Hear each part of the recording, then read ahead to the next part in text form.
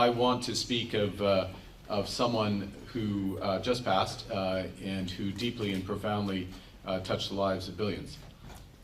Pope Francis was a voice of moral clarity, spiritual courage, and boundless compassion. He was, in many respects, the world's conscience, never hesitating to challenge the powerful on behalf of the vulnerable.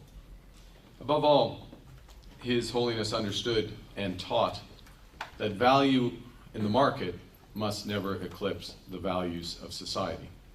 He wrote about the cry of the earth and the cry of the poor, reminding us that ecological degradation and social injustice are deeply entwined. During his papal visit to Canada in 2022, his apology on residential schools was a crucial step in moving the Church forward in its journey towards meaningful reconciliation. And one parable he shared in about a decade ago has consistently guided my thinking.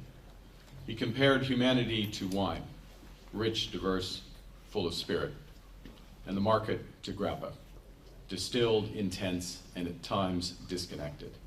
And he called on us to reintegrate human values into our economic lives. He reminded us that markets don't have values, people do. And it's our responsibility to close the gap, to turn that grappa into wine.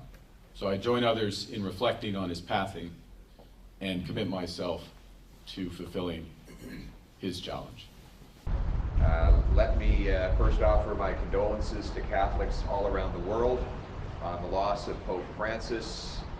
His role is, of course, at the center of the Catholic Church, and there have been countless millions of Catholics and non-Catholics that have been inspired by his leadership in faith and other domains, and our prayers are with all Catholics as they lay to rest the head of the Catholic Church, and we are in solidarity in remembering him and honoring his contribution. There's some recent sad news, and I just want to take a moment to reflect on behalf of all New Democrats, the passing of Pope Francis.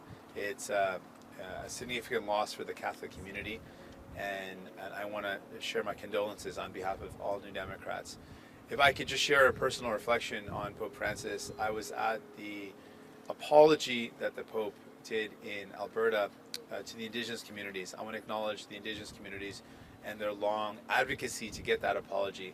And it was a very powerful moment for many of the leaders that I met, many of the community members who talked about how hearing that apology from the Pope made them feel like they were taking a step forward on their healing journey. Just being acknowledged in that way, recognizing that a harm had happened and that harm was being acknowledged really was powerful.